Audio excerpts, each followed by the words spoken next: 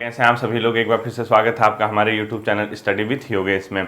आज आपका crash course का डे 61 है और आशावादी ही आपको बनना पड़ेगा। ठीक है, चीज़ें भविष्य में बेहतर होंगी ये उम्मीद आप ज़रूर करना। ठीक, फिलहाल आपके जो एग्ज़ाम है जैसे पटवारी, लेखपाल, कांस्टेबल वगैरह के, वो कब से शुरू होंगे एक प्रकार का संशय बना हुआ है, लेकिन जितना मैं समझ पा रहा हूँ नवंबर के आसपास से आपके एग्ज़ाम शुरू हो जाएंगे, क्योंकि अब कहीं ना कहीं बहुत जल्दी आपके कैलेंडर जारी हो जाएंगे।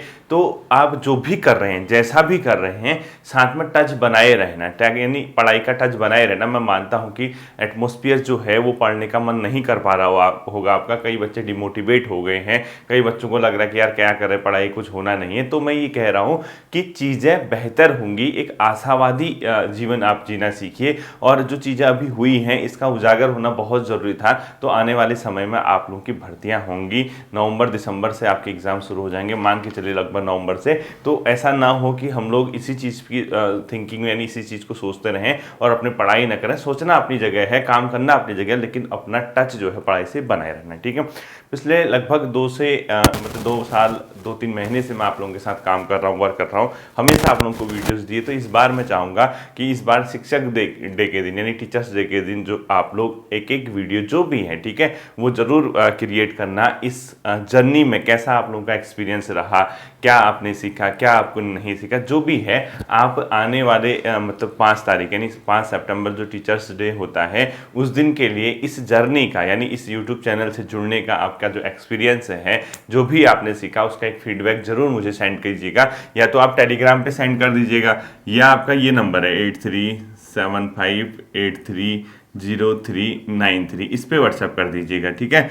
अब इस पे लेंदी वीडियो नहीं आएगी, शायद 2 मिनट से ऊपर की। तो टेलीग्राम जो ग्रुप है, कई बच्चों को टेलीग्राम पे मैसेज करना नहीं आता, वो ग्रुप है, ऐड ग्रुप पे क्लिक करना, ऐड जहां ऑल मेंबर दिखते हैं वहां पे मेरा नाम होगा एडमिन का, वहां क्लिक करके राइट हैंड पे देखना एक मैसेज का साइन बना होगा, वहां से आप उसको पर्सनली मैसेज कर सकते हैं। ठीक है, तो देखिए डे 61 आज हम लोगों का चल रहा है और जियोग्राफी की हम अब धीरे धीरे 7th की क्लास में आ चुके हैं और जल्द ही आपका ये एंड होगा। मैं कोशिश करूंगा कि लगभग 70-75 क्लास में आपके ये एंड हो जाए।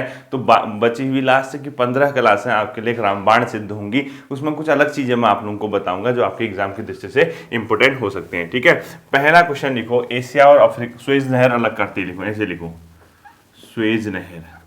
ठीक है, वैसे क्वेश्चन इस फॉर्म पे लिखना, स्वेज नहर किन 2 महाद्वीपों को अलग करती लिखो। स्वेज नहर किन 2 महाद्वीपों को अलग करती है, एशिया प्लस अफ्रीका। यानी जो स्वेज नहर है बच्चों, वो एशिया और अफ्रीका कॉन्टिनेंट को क्या करते हैं, सेपरेट करते हैं। क्यों? क्योंकि अगर सपोज यहाँ पर इस प्रकार से भूमध्य सागर है, यहाँ स्वेज नहर बनी है, और यहाँ पर फिर क्या है, लाल सागर है, इस प्रकार से, और इस पोर्शन में जो है अफ्रीकन कॉन्टिनेंट है, इस पोर्शन में जो है अपना एशिया। तो ये किस किस को सेपरेट कर रही है, देखो ये अफ्रीका हो गया, ये एशिया हो गया। ठीक है, यानी अफ्रीका और एशिया को क्या करते हैं, स्वेज नहर सेपरेट करती है। और लिखो स्वेज नहर किन 2 सागरों को जोड़ती है, भूमध्य सागर, क्या लिखोगे, भूमध्य सागर को किससे जोड़ती है, अपने आप में लाल सागर से। ठीक है, अगर इस टाइप से क्वेश्चन पूछता है कि स्वेज नहर किन 2 सागरों को जोड़ती है, ये क्या कर रही है, प्लस कर रही है। ठीक है, समझ जाना, स्वेज नहर किन 2 सागरों को जोड़ती है और स्वेज नहर किन 2 को सेपरेट करती है यानी अलग करती है, ब्रैकेट में लिख दिया मैंने, अलग करती है। ठीक है, ये अब अगला क्वेश्चन लिखो, स्वेज नहर को व्यापार के लिए कब खोला गया था। स्वेज नहर को व्यापार के लिए कब खोला गया था, 1869 में इसको व्यापार के लिए क्या किया गया था, खोला गया था। और ये कैसे याद रखोगे, महात्मा गांधी का बर्थ ईयर भी यही है। ठीक है, 1869, तो इसको व्यापार के लिए क्या किया गया था बच्चों, खोला गया था। ठीक है, ये आपको आना चाहिए। अगला क्वेश्चन लिखना है आपको, पनामा नहर किस किस को सेपरेट करती है, पनामा, पनामा देश भी है। ठीक है, पनामा किस किस को अलग करता है, उत्तरी अमेरिका को दक्षिणी अमेरिका से। ठीक है, तो क्वेश्चन लिखो आप लोग, पनामा मतलब इस प्रकार से लिखो, उत्तरी अमेरिका और दक्षिणी अमेरिका महाद्वीप किस देश से में मिलते हैं, लिखो, सॉरी अलग करते हैं नहीं, पनामा ऐसे क्वेश्चन इसको ऐसे लिखो, नॉर्थ अमेरिका, ऐसे इस प्रकार से लिखो, उत्तरी अमेरिका व दक्षिणी अमेरिका महाद्वीप किस देश में मिलते हैं, उत्तरी अमेरिका व दक्षिणी अमेरिका महाद्वीप किस देश में मिलते हैं, यानी यहां से फिर जो सेपरेट होते हैं। ठीक है, किस देश में मिलते हैं, ये है बच्चों पनामा। किस देश में मिलते हैं? पनामा। ठीक है, जैसे नॉर्दर्न अमेरिका देखोगे उसकी जड़ पे पनामा, फिर यहाँ से साउदर्न अमेरिका देखोगे। ठीक है, दक्षिणी अमेरिका। इस प्रकार से क्वेश्चन को समझना है। ठीक है, अगला क्वेश्चन लिखो, पनामा जो स्थल संधि, पनामा किस किस को अलग करती है, यानी पनामा किन दो महासागरों को अलग करती है, ऐसे लिखो। पनामा स्थल संधि, जो पनामा देश है ना, वो किन दो सागरों को अलग कर, महासागरों को अलग करते हैं। ठीक है, पनामा स्थल संधि अलग करते हैं, लिखो। यहाँ अगर पनामा देखोगे आप, अगर ये पनामा कंट्री, यहाँ देखोगे प्रशांत महासागर है, यहाँ अटलांटिक, तो लिखो प्रशांत महासागर को अटलांटिक महासागर से, अटलांटिक महासागर से क्या करती है? अलग करती है, यानी सेपरेट करती है। ये क्वेश्चन भी आपको क्या करना है? ध्यान में रखना है। ठीक है, अगला क्वेश्चन लिखो, कौन सा महाद्वीप द्वीपीय महाद्वीप कहलाता है? कौन सा महाद्वीप द्वीपीय महाद्वीप कहलाता है?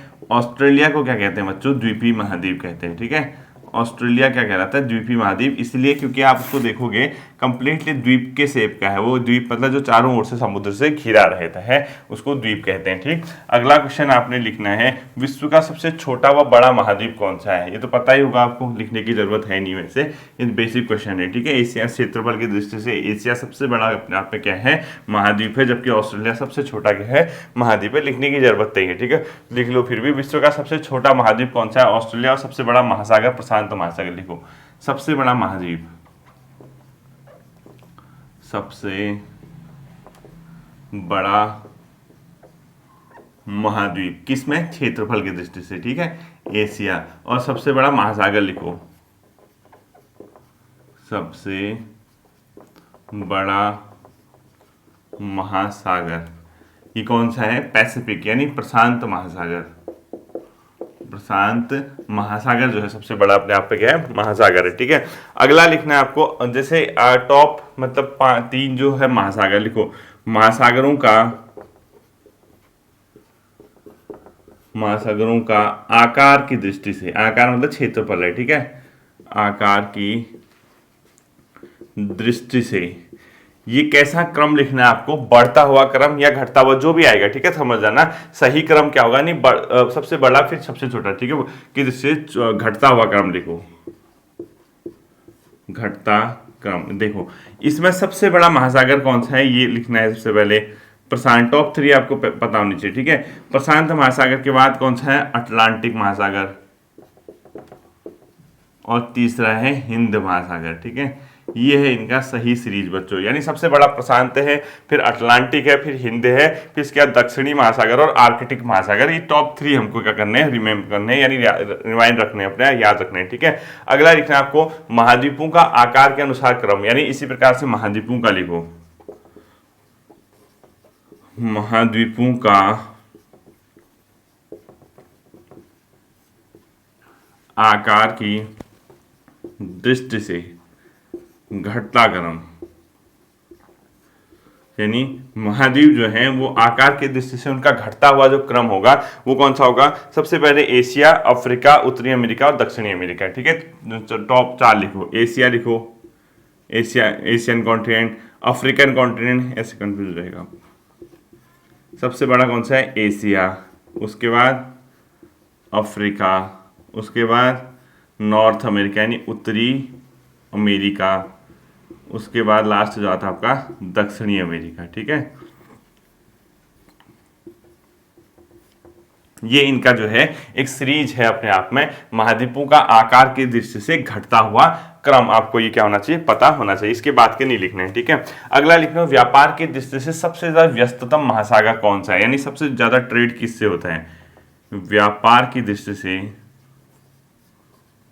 व्यापार की दृष्टि से सबसे व्यस्त महासागर, सबसे व्यस्त महासागर। ठीक है, सबसे व्यस्त महासागर कौन सा है? अटलांटिक महासागर। इधर लिख दो, क्या लिखोगे? अटलांटिक महासागर, इसको मिटाना। ठीक है, अटलांटिक। अटलांटिक महासागर जो है व्यापार की दृष्टि से सबसे ज्यादा अपने आप में क्या है, व्यापार की दृष्टि से व्यस्त महासागर है। कौन सा? अपने आप में अटलांटिक महासागर। ठीक है, ये क्वेश्चन आपको क्या रखना है, ध्यान में रखना है। इसके बाद अगला आता है बच्चों, वायुमंडल में जो पाई जाने वाली गैस है ना, उसका सही क्रम कौन सा है? लिखो, वायुमंडल में पाई जाने वाली गैस, एटमॉस्फेयर में, वायुमंडल में गैस, देखो सबसे ज्यादा कौन सी है? नाइट्रोजन है। ये पता ही होगा आपको, नाइट्रोजन है। उसके बाद कौन सी है? ऑक्सीजन है। उसके बाद कौन सी है? अपने मतलब नाइट्रोजन है, ऑक्सीजन है, कार्बन डाइऑक्साइड है, ऑर्गन है, इस प्रकार से है। ठीक है, तो लिखो नाइट्रोजन, उसके बाद ऑक्सीजन। ठीक है, ऑक्सीजन है, उसके बाद ऑक्सीजन, और तीसरे में क्या है? कार्बन डाइऑक्साइड, और फोर्थ में अदर कर दो। मतलब ये टॉप 4 है, मतलब बढ़ते घटते हुए क्रम में सर्वाधिक मात्रा में नाइट्रोजन पाई जाती है, फिर ऑक्सीजन पाई जाती है, फिर CO2, फिर अदर के अंदर जो ऑर्गन वगैरह हैं वो आते हैं, वो लिखने की जरूरत नहीं है। लगभग 78% आपका नाइट्रोजन है, ऑक्सीजन लगभग 21% है, फिर 0.2 कुछ परसेंट, इस प्रकार से। इतना नहीं देखना है आपको, ये बेसिक क्वेश्चन है, इतना पेपर में नहीं आने वाला, इतना भी हल्का। ठीक है, अब मेरे लिए तो पढ़ाना इसलिए मजबूरी है ना, क्योंकि NCERT के फैक्ट हैं, 7th की NCERT आपकी चल रही, तो इसीलिए मैं करा रहा हूँ, वरना मैं नहीं कराता इन चीजों को। ठीक है, ये आपको देखना इसीलिए पड़ता है क्योंकि ये NCERT के फैक्ट हैं। अगला क्वेश्चन लिखना आपको, पृथ्वी के ताप को बनाए रखने के लिए उत्तरदायी कौन सी गैस है? ठीक है, लिखो, पृथ्वी के ताप को, टेम्परेचर बनाए रखने हेतु उत्तरदायी गैस, बनाए रखने हेतु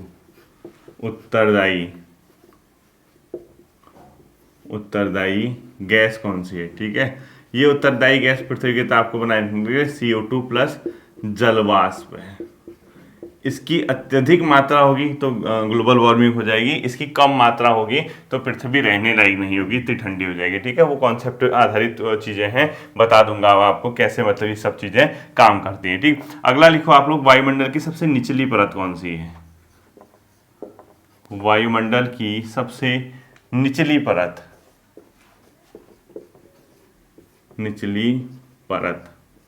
क्षोभ मंडल है, क्षोभ मंडल। और इसी क्षोभ मंडल में ध्यान रखना, मौसम संबंधी घटनाएं यथा बादल बनना, वर्षा होना, तूफान आना, इसी में होता है। ठीक है, लिखो, इसी क्षोभ मंडल में मौसम संबंधी घटनाएं, मौसम संबंधित घटनाएं यथा वर्षा, बादल, ठीक है, तूफान आदि होती हैं। ठीक है, इस प्रकार से लिखो, इसी में होती है, किसमें? क्षोभ मंडल में। अगला क्वेश्चन लिखना आपको, ओजोन परत की जो मोटाई होती है वो किसमें मापी जाती है? डॉप्सन इकाई होती है। ठीक है, ओजोन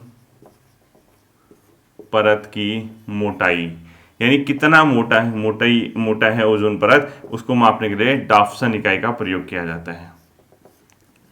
डॉप्सन इकाई का क्या किया जाता है? प्रयोग किया जाता है किस चीज के लिए? ओजोन परत की मोटाई को नापने के लिए। ठीक है, इसके बाद बच्चों आपका आता है उत्तराखंड वाला सेशन। अब उत्तराखंड के सेशन को भी हमने क्या करना है, धीरे धीरे मतलब कम करना है। ठीक है, अब धीरे धीरे इसको कम करेंगे, हमारी बची हुई क्योंकि 30 क्लासेज हैं, उसमें हमने रीजनिंग वाले पोर्शन को 70 क्लासेस के बाद यानी 74 75 के बाद बहुत तेजी से बढ़ाना है। अगला लिखो, Indian institute of Ayurveda for drug research कहाँ है? पूरा लिखना है। ठीक है, इंडियन इंस्टीट्यूट फॉर, पूरा लिखना, Indian institute of Ayurveda for drug research, Ayurveda for drug research, पूरा लिखना आप लोग, Indian institute for Ayurveda of drug research. ये कहाँ पर है? Indian institute of Ayurveda for drug research है, Indian institute of Ayurveda for drug research है, Indian institute of Ayurveda for drug research. ये है ताड़ीखेत में। अब तो खैर वर्क नहीं करता शायद, ताड़ीखेत में, और ताड़ीखेत पड़ता है रानीखेत के पास यानी अल्मोड़ा जिले में। कहाँ पर स्थित है? अल्मोड़ा जिले में। अगला लिखना है आपको, अंग्रेजों द्वारा जो आधुनिक रानीखेत है उसकी स्थापना कब हुई थी? लिखो, अंग्रेजों द्वारा आधुनिक रानीखेत को कब बसाया गया था? जो वर्तमान में आपको रानीखेत दिख रहा है, ठीक है, ये बसाया गया था 1869 के आसपास। अगला लिखो, पहला अल्मोड़ा में पहला मतलब वो लिखो, रानीखेत को विश्व का सर्वोत्तम हिल स्टेशन किसने कहा? रानीखेत को विश्व का सर्वोत्तम हिल स्टेशन, विश्व का सर्वोत्तम हिल स्टेशन, यानी जो रानीखेत है उसको विश्व का सर्वोत्तम हिल स्टेशन जो कहा, वो किस व्यक्ति ने कहा? वो है बच्चों विलियम डोगलास ने कहा था इसको सबसे बढ़िया हिल स्टेशन। ठीक है, लिखो विलियम डोगलास।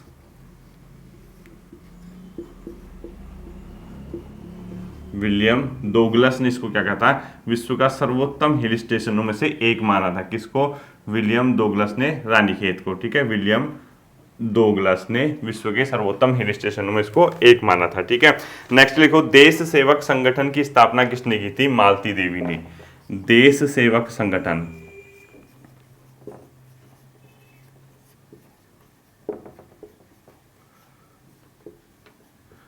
देश सेवक संगठन की स्थापना मालती देवी ने की थी और ये की थी 1942 में, यानी 1942 में देश सेवक संगठन की स्थापना किसके द्वारा की गई थी? मालती देवी। नेक्स्ट क्वेश्चन लिखो लोटा कानून का संबंध किससे से था? अल्मोड़ा में स्वच्छता अभियान। ठीक है, लोटा कानून लिखो अल्मोड़ा में स्वच्छता अभियान।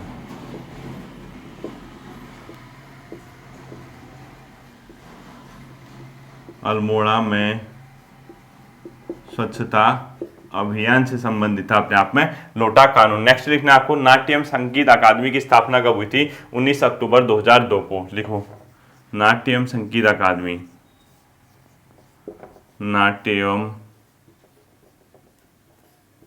संगीत अकादमी ये हुई थी वर्ष 2002 में। कब हुई थी? वर्ष 2002 में 19 अक्टूबर 2002 को। लिखो 19 अक्टूबर सन 2002 को हुई थी और ये कहाँ हुई? फलसीमा अल्मोड़ा में। ठीक है, फलसीमा अल्मोड़ा लिख देना ब्रैकेट में, फलसीमा अल्मोड़ा। नेक्स्ट क्वेश्चन लिखना आपको स्वर्णताल डैम या भालू बांध कहाँ पर अवस्थित है? रानीखेत में। लिखो स्वर्णताल डैम, स्वर्णताल डैम या इसी को बोलते हैं भालू डैम। क्या बोलते हैं? भालू डैम। ये कहाँ स्थित है? अल्मोड़ा में। कौन सी जगह पर अवस्थित है? अल्मोड़ा के रानीखेत में। लिख दो ब्रैकेट में, अल्मोड़ा के रानीखेत में अवस्थित है अपने आप में स्वर्णताल डैम या भालू डैम। नेक्स्ट क्वेश्चन लिखना आपको लोक कला संस्थान की स्थापना कहां पर की गई है? अल्मोड़ा में। लिखो लोक कला संस्थान, लोक कला संस्थान ये कहाँ स्थित है? अल्मोड़ा में इसकी क्या की गई बच्चों? स्थापना की गई है लोक कला संस्थान की। ठीक है, नेक्स्ट क्वेश्चन आप लोग लिख लीजिए फलोद्यान का देश यानी ऑर्चर्ड कंट्री किसको कहा जाता है? चौबटिया को। फलोद्यान का देश लिखो, फलोद्यान का देश, फलों का उद्यान, फलोद्यान का देश ये किसको कहा जाता है? चौबटिया को। किसको कहा जाता है? उत्तराखंड में चौबटिया एक जगह पड़ती है, इसको कहा जाता है फलोद्यान का देश यानी ऑर्चर्ड कंट्री। ठीक है, नेक्स्ट क्वेश्चन लिखो प्रसिद्ध गुर्जर देव का मंदिर कहां पर अवस्थित था? या अभी तो शायद इसके मेरे को लग रहा है खंडहर ही बचे वहां पर, द्वाराहाट में अवस्थित है। ठीक है, लिखो प्रसिद्ध गुर्जर देव का मंदिर, एक बार रुड़की ने पूछा था ये, प्रसिद्ध गुर्जर देव का मंदिर ये कहाँ है? द्वाराहाट में क्या है अवस्थित है? कौन सा? गुर्जर देव का मंदिर। नेक्स्ट क्वेश्चन देखो उत्तर का काशी किसको कहा जाता है? विम्भांडेश्वर। उत्तर का काशी किसको कहा जाता है? विम्भांडेश्वर को। और ये विम्भांडेश्वर जो है कहाँ पड़ता है? द्वाराहाट के पास पड़ता है, इसके ब्रैकेट में लिखो द्वाराहाट में। ठीक है, नेक्स्ट क्वेश्चन लिखना आपको ब्राइट और कौन मतलब सॉरी ये कफरकोट गुफा कहाँ है? कफरकोट गुफा ये कहां पर अवस्थित है? अल्मोड़ा में अवस्थित है। कौन सी? कफरकोट गुफा। ठीक है, नेक्स्ट क्वेश्चन लिखना आपको जागेश्वर मंदिर समूह जो है वो किस नदी के तट पर अवस्थित है? लिखो मंदिर समूह, लिखो जागेश्वर मंदिर समूह। ठीक है, ये जागेश्वर मंदिर जो समूह है बच्चों ये है जाट गंगा के किनारे। वहां पर कौन सी है? जाट गंगा। जाट गंगा के किनारे लिखो, ठीक है। और लास्ट क्वेश्चन लिखो, कटारमल का प्रसिद्ध सूर्य मंदिर, कटारमल का प्रसिद्ध सूर्य मंदिर अल्मोड़ा, ठीक है, अल्मोड़ा में अवस्थित है। ये था आपका आज का उत्तराखंड। क्योंकि अब उत्तराखंड और जीएस के क्वेश्चन बहुत हमने किए हुए हैं, बहुत ज़्यादा, तो हमारा जो मेन उद्देश्य है अब वो कौन सा है, रीजनिंग वाला। अब देखना, मैं आपको एक ट्रिक बताता हूँ सिलेक्शन लेने की। यानी अब क्योंकि आप लोग एक चीज़ ये ध्यान रखना, आने वाले समय में यानी जो अब एग्ज़ाम होंगे आपके, वो एक तरीके से फिलहाल के लिए मान के चलिए फेयर होगा, ठीक है। जितना होगा वो फेयर होगा, जिसके जितने मार्क्स हैं वो उसी आधार पे सिलेक्शन लेगा। तो ये मान के चलिए कि इस मतलब कैसे हम इस चीज़ को भुनाएं, कैसे इसका फ़ायदा उठाएं, उसके लिए कुछ चीज़ें देखो। उत्तराखंड आपने बहुत ज़्यादा पढ़ी हुई है, आप ये मानते भी हैं बच्चों कि उत्तराखंड पढ़ के कुछ नहीं मिलने वाला है। आप कितना पढ़ लीजिए, आपका इनपुट कुछ मतलब जितना भी है, आउटपुट उसका नगण्य होगा, इतना ध्यान रखना, ठीक है। दूसरा, जीएस का पोर्शन अब लगभग आपने ठीक ठाक तैयार कर लिया होगा, क्योंकि आप ये जानते हैं कि आपने एनसीईआरटी क्रैश कोर्स के साथ भी पढ़ी है, आपने एनसीईआरटी फैक्ट पहले भी पढ़ी है, साथ में आप लुसेंट पढ़ते हैं। तो इतना अगर आपने किया है, मुझे नहीं लगता कि वनडे या ग्रुप सी एग्जाम में इससे ज़्यादा आपको पढ़ने की जरूरत पड़ेगी।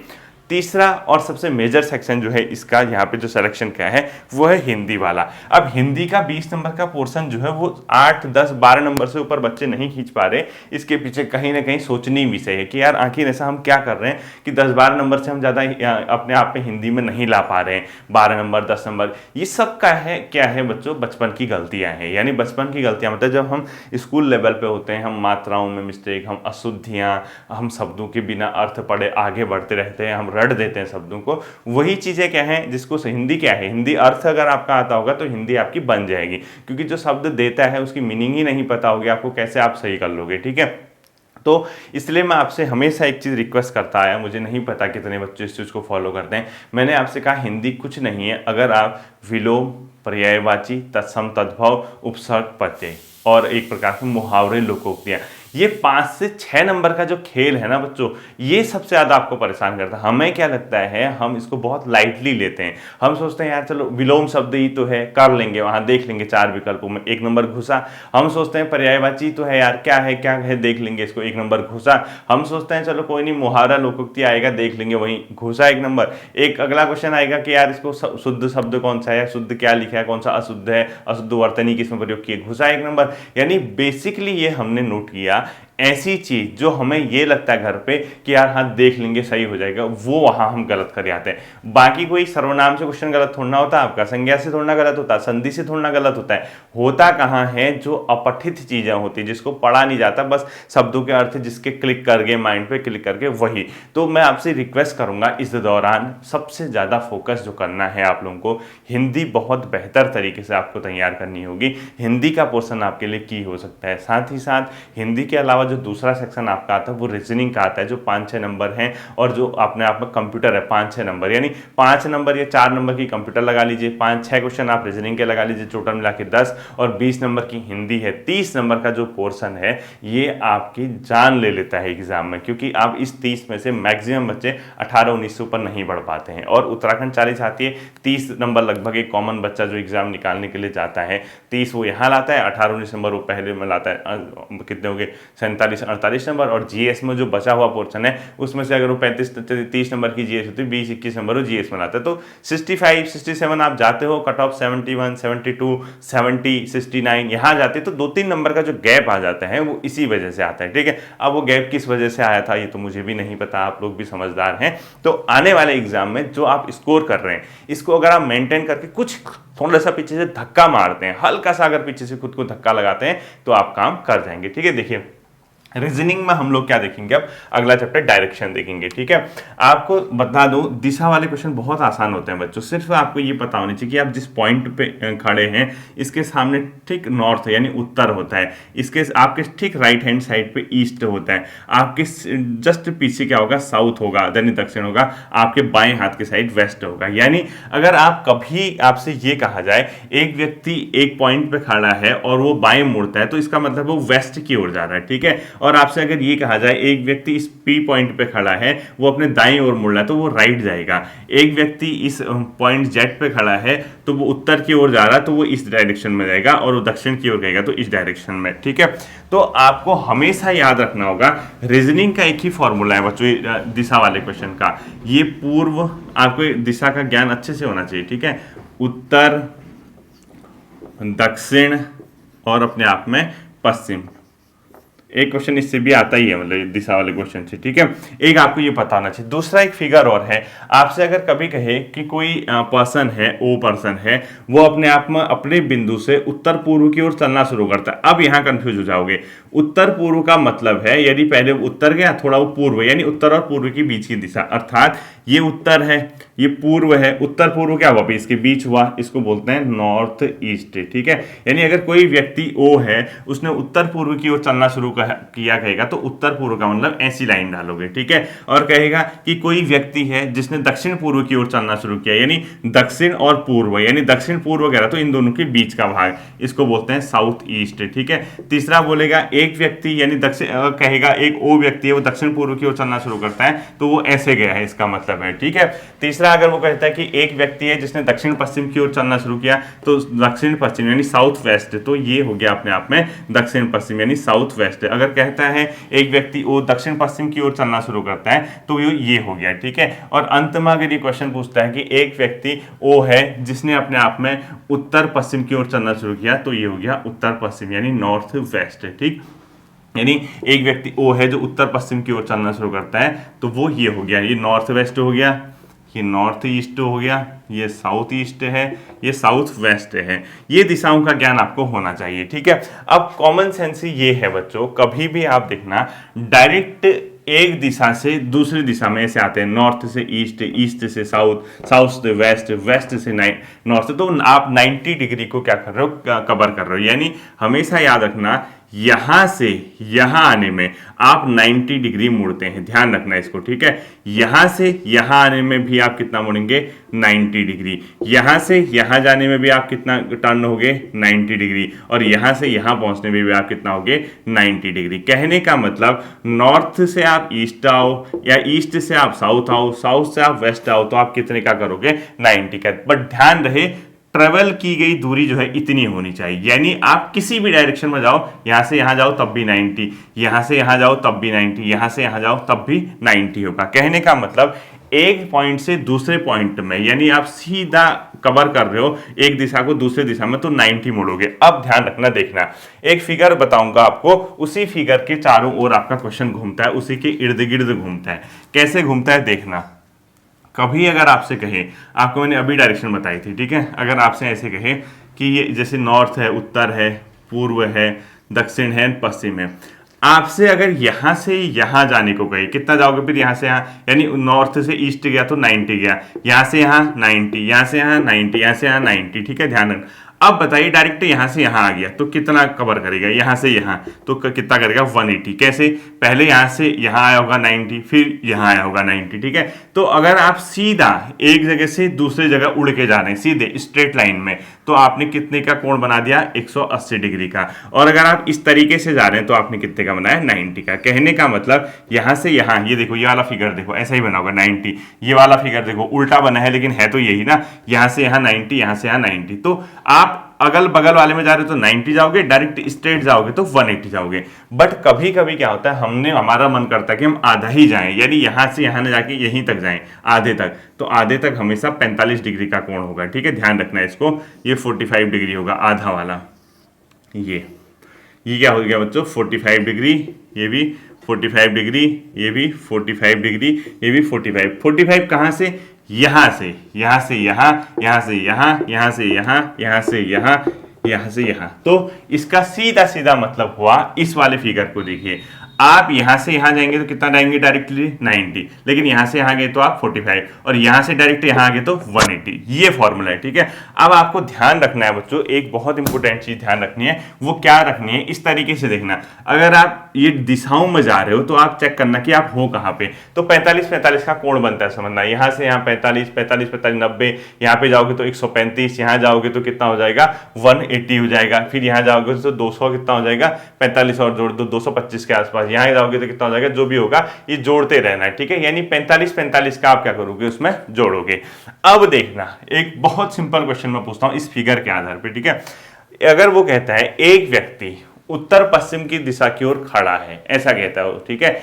एक व्यक्ति एक और चीज बताता हूं, देखो आपने एक चीज देखी होगी, ये तो आप समझ गए ना, आपने एक चीज देखी होगी, आपको एक नॉर्मल सी चीज पता होगी, घड़ी की दिशा और घड़ी की विपरीत दिशा क्या होती है, ठीक है। यानी अगर कोई घड़ी की दिशा में जा रहा तो इसका मतलब है वो किस ओर मुड़ रहा है, अपने आप में दाएं ओर मिल रहा है, ठीक है। घड़ी कैसे चलती है, घड़ी की सुई ऐसे चलती है ना, तो यानी इसको बोलते हैं दायां मुड़ रहा है, ठीक है। और घड़ी की विपरीत दिशा में जा रहा तो बायां, ठीक है, बायां। और ये इसको बोलते हैं क्लॉकवाइज, यानी घड़ी की दिशा में कहेंगे, और इसको एंटी क्लॉकवाइज, ये ध्यान रखना है, ठीक है। अब देखिए मैं आपसे एक क्वेश्चन करता हूं उस फिगर के आधार पे, पहले वाले फिगर के आधार पे, ठीक है। एक व्यक्ति, ध्यान से समझना, एक व्यक्ति उत्तर पश्चिम दिशा की ओर खड़ा है। अब तुरंत उत्तर पश्चिम, आप क्वेश्चन लिखते रहना, एक व्यक्ति उत्तर पश्चिम दिशा की ओर खड़ा है, आप रफ में ऐसा बना देना, हर बारी क्वेश्चन आएगा तो ऐसा बना देना। उत्तर पश्चिम कह रहा, उत्तर पश्चिम, ये हुआ ना उत्तर पश्चिम, यानी इसके बीच खड़ा है, यानी वो यहाँ पे खड़ा है, यही तो हुआ ना। ये उत्तर हुआ, ये पश्चिम हुआ, इसके बीच उत्तर पश्चिम कह रहा तो उत्तर और पश्चिम का बीच, यानी यहाँ पर खड़ा है। एक व्यक्ति उत्तर पश्चिम की ओर खड़ा है तथा वह घड़ी की दिशा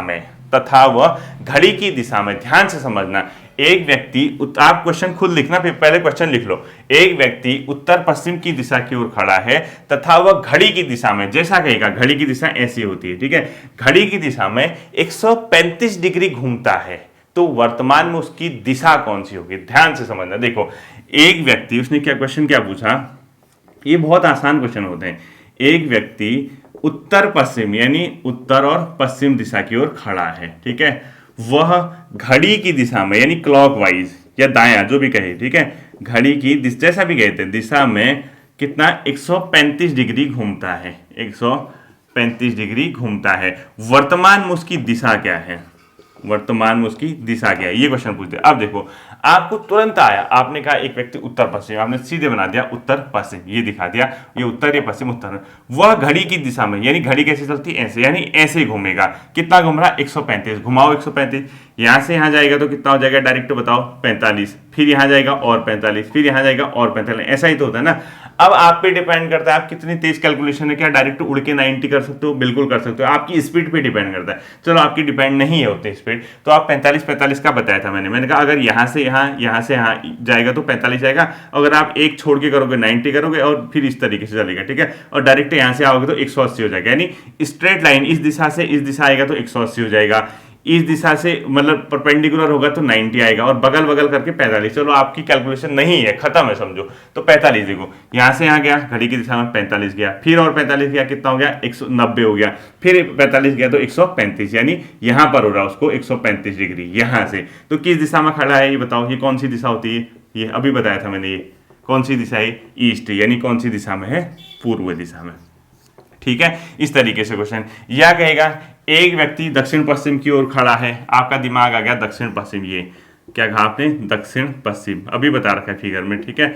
वह व्यक्ति पहले, क्वेश्चन लिखो, वह व्यक्ति पहले घड़ी की विपरीत दिशा में 45 डिग्री घूमता है। वह व्यक्ति पहले घड़ी की विपरीत दिशा में, देखो यहां खड़ा है, वह व्यक्ति पहले घड़ी की विपरीत दिशा, यानी घड़ी की विपरीत दिशा ऐसे इधर को, ठीक है, या बाएं, कितना घूमता है 45 डिग्री। अब यहां से इधर घूमेगा तो कितना हो गया 45 डिग्री, यानी वो अभी कहां पहुंच गया, यहां पहुंच गया।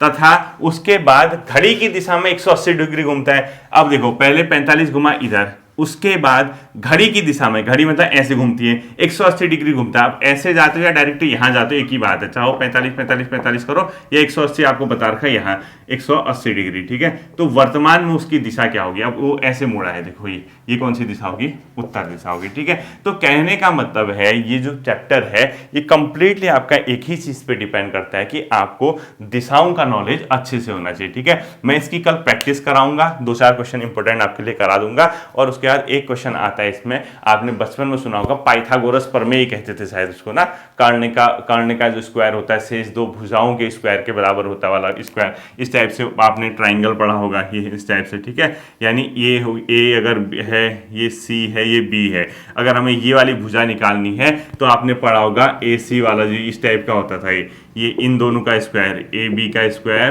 प्लस ये बी सी का स्क्वायर, ये वाला इस टाइप का कुछ फॉर्मूला होता था, मैं आपको कल बताऊंगा, ठीक है।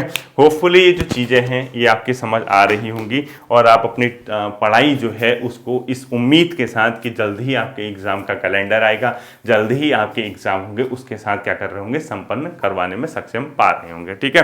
तो इसको एक बार देख लेना, रिविजन कर लेना। 61 क्लासेज आज संभवतः हमारी हो चुकी हैं, इसके बाद कुछ ही क्लासेज आप जानते हैं 29 क्लासेज हम लोगों की बचती है, फिर हम लोग इसको अच्छे से देखते हैं, ठीक है। फिर मिलते हैं अगले सेशन पे, अपना ध्यान रखिएगा, थैंक यू।